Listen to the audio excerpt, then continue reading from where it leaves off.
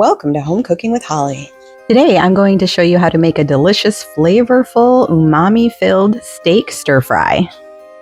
First thing I'm going to do is prep my vegetables. Now you can use whatever vegetables you would like in this stir-fry, peas and carrots, bell peppers, onions.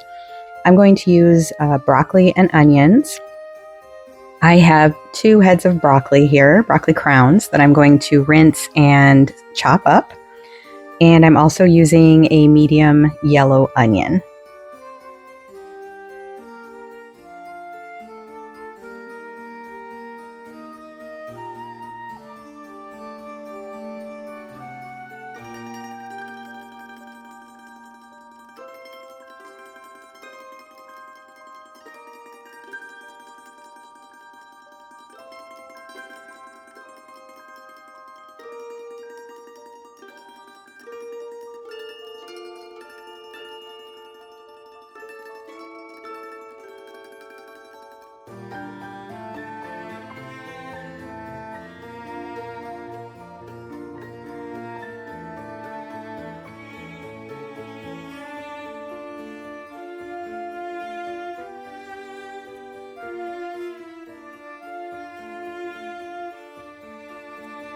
And depending on how large you want your bits of onion to be, you can just slice this or you can dice it up. I'm going to dice mine up.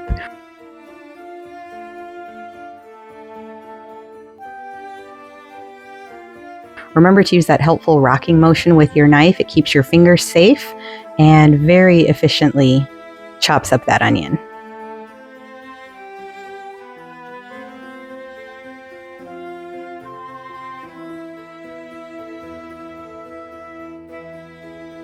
Now I'm going to prepare my steak. I have about 1.5 pounds of steak here. You can also go up to 2 pounds for this dish.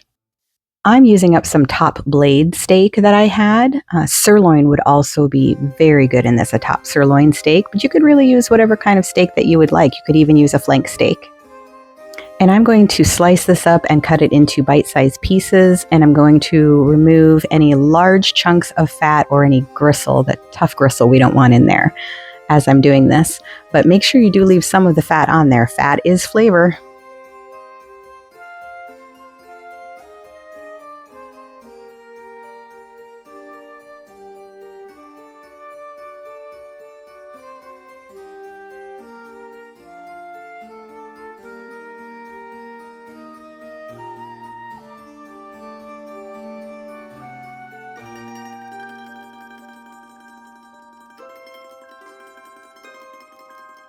And I'm adding 2 tablespoons of olive oil to my skillet, a large skillet. And right now I'm heating it up over a medium-high heat. I'm going to prepare the steak marinade. So I'm putting in a small bowl some brown sugar, 2 tablespoons of brown sugar. I'm just using light brown sugar. You can use dark if that's your preference.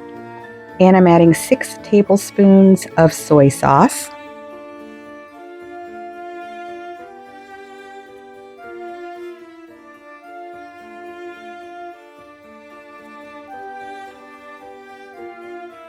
I'm also going to add 2 tablespoons of toasted sesame oil.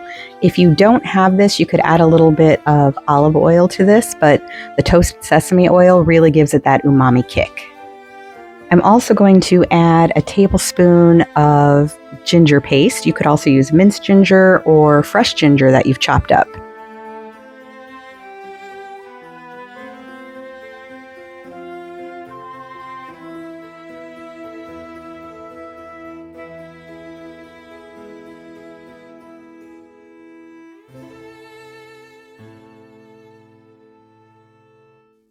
And I just want to give this a nice stir to get it all combined.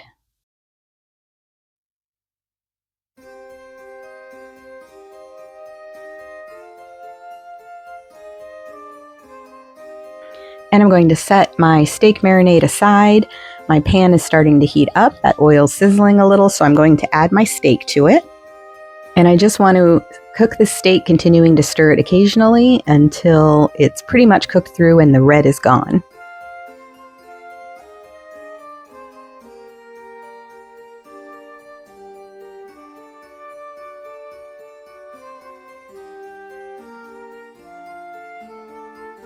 Now that my steak is done, I'm going to remove it to a platter and set it aside.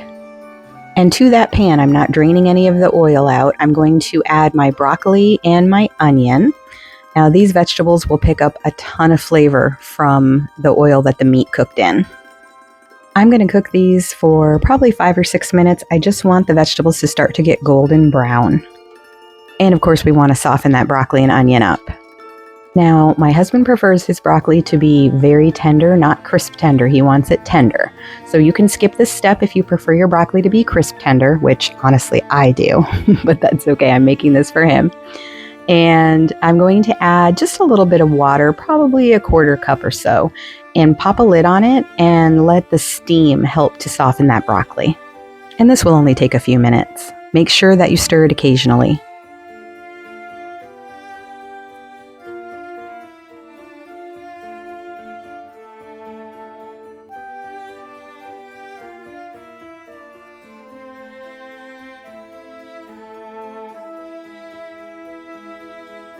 All right, now my broccoli is pretty much tender. I'm going to add the beef back in, plus any drippings that got onto my platter. We don't want to lose that flavor. And I'm going to pour in that delicious steak marinade.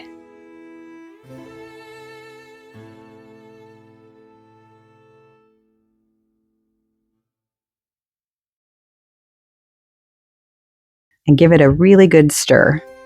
We want to coat all the meat and all the veggies with that marinade.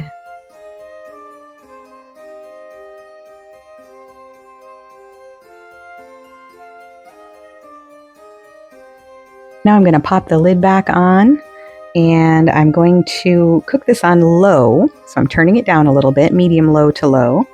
And I'm going to cook it for 2 to 4 minutes until that sauce starts to thicken.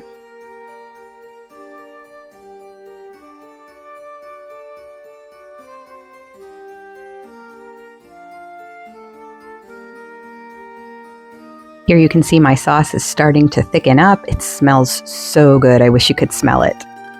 Now I am adding in about 1 cup of cooked white rice. And you could also just serve this over rice, but I like to mix the rice in with it. And I just want to cook this for a couple more minutes, stirring it occasionally just to get that rice incorporated. If you find that the rice is absorbing the sauce a little too quickly, you can add a little bit more soy sauce or some water to it if you'd like. You could also add just a splash more of that sesame oil.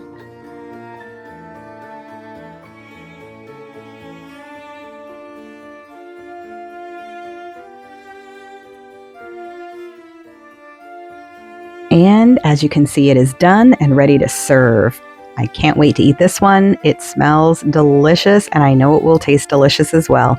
You can serve it with some sesame seeds on top if you'd like. I hope you'll give this recipe a try. Let me know what you thought about it in the comments. Please like and subscribe to follow me for more recipes and cooking tips.